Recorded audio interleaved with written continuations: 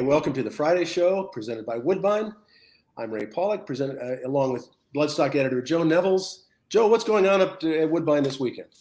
So this weekend at Woodbine, we've got the Grade 3 Ontario Fashion Stakes on Saturday for fillies and mares going 6 furlongs on the Tapeta. The heavy favorite in this race is Hazelbrook, who has won 3 of her last 4, including the Grade 3 Hendry Stakes. First post on Saturday is at 1:20 p.m. Eastern, and the Ontario Fashion goes off at 5:39. It's race 9. Thanks, Joe. So we're joined by Don Ahrens, Director of Security at Sam Houston Race Park, and someone who's been really involved in an organization called the Organization of Racing Investigators. Out of that group has come an investigative team that goes to big events. Most recently, they went to Parx Racing on Pennsylvania Derby Day. They did some searches and they came up with some contraband, and it was a little bit of a not a surprise, but good work by this special events team, the Racing Integrity team. First of all, Don, welcome to the Friday show. Thank you, Ray. It's good to be here. I appreciate the invite. So a lot of people in racing don't really know what investigators or directors of security do. Before we talk about ORI, what's a racing investigator or director of security do on a day-to-day basis that touches at least the racing part of things? Sure. So, very honestly, from my role, I was very fortunate through my career that I started through the ranks of the TRPB back in 1982 and all the way through 2009 when I came directly to work for Sam Houston Race Park. During that time, I was very fortunate to have worked at a lot of racetracks throughout the country. I'm currently at number 40. And trust me, it's not that I can't keep a job. But what we do day to day in the security end of it, we're responsible for the staffing, hiring, training of the security personnel at a racetrack. And we spend a lot of emphasis on the security in the barn area and primarily basically dealing with the stable gate, making sure that everybody that comes in is properly supposed to be there. We oversee the transportation or incoming and outgoing of horses and examining all their documents to make sure that they're proper and correct. And then once they're on the property, make sure that the horses are being treated properly, and on race day that no medications are given outside the rules of racing. And that basically is I oversee a lot of that. In the smaller operations, you actually get hands-on and do a lot of that work yourself as well. So really keeping the staff up to snuff in what's going on in the industry, trends, medication, rules, processes, things like that. You got to kind of keep your finger on it. So from the investigative standpoint, I've worked at tracks where that was my primary goal was investigations. And you look at things that would be complaints in racing, and that could be anything from an altercation in the barn area to hidden ownership inquiries, program training, race fixing, sports bribery, medication violations, race day administrations. It runs the gamut from there. Yeah. Mm-hmm. Yep. I mean, a lot of that's done as far as the security end of it is certainly done in concert with racing commissions in the jurisdiction that you're in. And I will tell you too, just touching very briefly on the Pennsylvania deal, that was the Pennsylvania Racing Commission's operation. They asked a few of us to come in to aid and assist just to give some more manpower to that situation. So that was truly their operation. We're just there to help.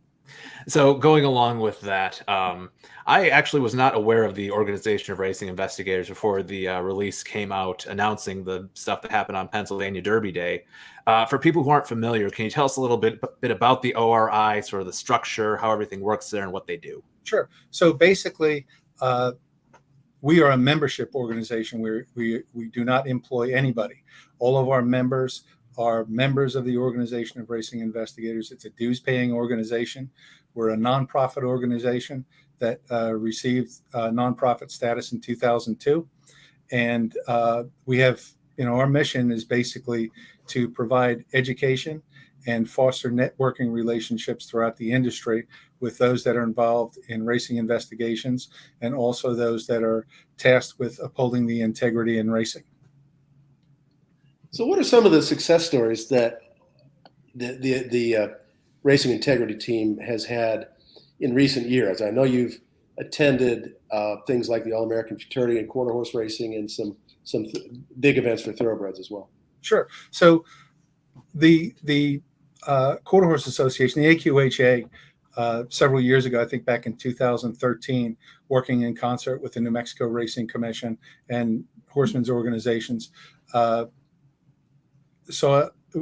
to do some proactive investigations, and the New Mexico Racing Commission basically coordinated that. Again, we're not employed by the ORI.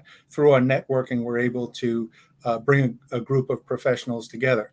So when organizations call racing commissions, racing associations, organizations like the AQHA, we certainly have to work in concert and under the jurisdiction of the regulatory body. Now, again, our networking causes them to ask for people. I've been fortunate enough to have been asked to participate in a lot of these deals. So what we can do, run the gamut on these, depending on the number of personnel. So we may do something as simple as monitoring horses. You're sitting on horses, making sure that everything is being done properly, or that things are not being done improperly. Let me rephrase that. Up until the time they go to the paddock. We've worked some events where you basically sit on a horse for 24 hours and you walk him right up to the paddock. When he goes off the racetrack, then we were pretty much done. We've done some other things where very proactive stuff, where we would do stable gate inspections looking for contraband, things that shouldn't be on the grounds. And that could range from, in some states, alcohol to needles, syringes, medications that folks should not be having, and electrical devices, weapons, things to that effect. And those are all items that have been uncovered through several of these operations in many of the jurisdictions that we've been asked to help out in. Now, horse racing in any part of its spectrum is often very good at circling its wagons when it senses that someone is sniffing around at something. We certainly see this plenty on the media side. You know, your job as an investigator, how do you gain people's trust, or at least the permission enough to, be able to, track a horse, search something, and not be like, oh, here comes Don, like everybody, zip your lips because, the investigator's coming. So you gain a lot of trust in the industry by being present. Okay. It's the phrase that's always gets kicked around is boots on the ground. Mm-hmm. So you certainly have to be out there and accessible. Spend a lot of time in the barn area, being out there in the morning during workouts, the clockers area, going into barns, visiting folks. You don't necessarily have to be out there going to look for something or catch somebody. You're really out there keeping your eyes and ears open and gaining trust. So I had this vision of investigators occasionally doing things like climbing trees and with binoculars or long lenses on a camera, doing surveillance on a barn or going up into the rafters. Is that just a crazy talk, or is that something that you guys actually do occasionally? So it can be done. I can tell you that I've over the years have had my zoom lens camera with a 2X on it, getting some pretty far shots of things that didn't look quite right. Have we certainly laid in wait someplace? Yes, absolutely. These things do happen. There are certain techniques that you use just depending upon what's going on, the environment that you're in, and what needs to be done to get to the bottom of the allegation. Now, when you find something, whether it's evidence, physical or visual confirmation of something that's happening mm-hmm. that shouldn't be happening, what's your next step? Like, what are you doing with that information after you've gathered it? So there are many fold to that question, Joe. Investigative process. So if you observe something, you certainly want to now become the intermediary. So just as a for instance, if we observe somebody administering an oral paste on race day to a horse, you've got to intervene, right? And basically introduce yourself, tell them what's going on, tell them that there's a possible problem with administering that substance. You confiscate the evidence and notify the stewards immediately. And the evidence, like I said, you confiscate it, it gets processed, you bag it, you tag it. And then once the stewards make a determination, in a lot of cases, they'll tell you to put the trainer on the phone. They'll make a determination as to whether or not that horse would be able to run. And then the hearing process would start. Again, you conduct your interview, you get all your facts and information as to what happened, get the records of when the horse came on the property, and then you would present that to the stewards of the Racing Commission investigators, and then they would file a complaint on the case. Sometimes the stewards may, depending upon what a substance might be or what action has happened, they may issue a summary suspension and hold a hearing very quickly, usually within 7 days in a lot of jurisdictions. And that hearing is basically to determine whether or not that summary suspension will continue until a formal hearing can be held on the evidence. And then you have that secondary process where that hearing is held based on the evidence or the results of the investigation. And then the stewards render a decision.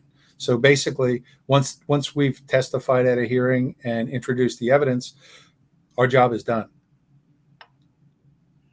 I would think that the ORI, one of the strengths of ORI is networking among the different members, whether they're investigators, stewards, different people that work in the industry. Absolutely. And because I'm guessing that if something is new and it's being done in one state, it's just a matter of time before it's going to be done in another state. Absolutely, or even across breeds. So what we like to do, very honestly, because of our, whether it's something else, yeah. I was going to say, because of our membership, if we've got something that's going on that's germane to my neighboring jurisdictions or wherever else, we get on the phone and we talk about whatever it is, whether it be a medication or even an individual that just got ruled off and is heading to another jurisdiction. You get on the phone, you let them know so you can stay on top of it. And that really the power of networking is manyfold.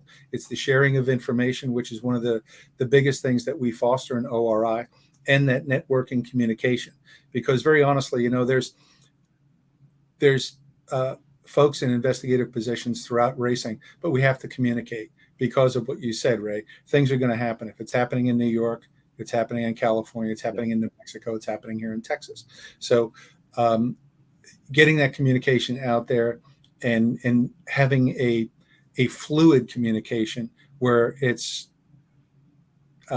you just talk freely and get that information out there so that folks kind of have an idea what they just need to be on the lookout for. You may not find it, but you certainly need to be on the lookout for it. To go along those lines, going between jurisdictions, a lot of things are starting to get more commingled with HISA coming along and such, but there are still certain things that are more legal to do in one state versus less legal in another. When you're observing something and deciding whether to intervene on something, do you have to make that judgment call when you have to figure out, okay, I'm in New Mexico right now, so maybe this is allowed, but this isn't? Is it how do you juggle all of that? So very honestly, preemptively, before our operations start, we have group meetings, and obviously, as I said before, it's a local jurisdiction that's in command of the operation. Mm-hmm. And again, I'm a grunt. I go in, you give me the job to do, and we're there to do it to the best of our ability. So we try to go over all those things, and just so everybody does get on the same page and know what can and cannot be done. Again, race day is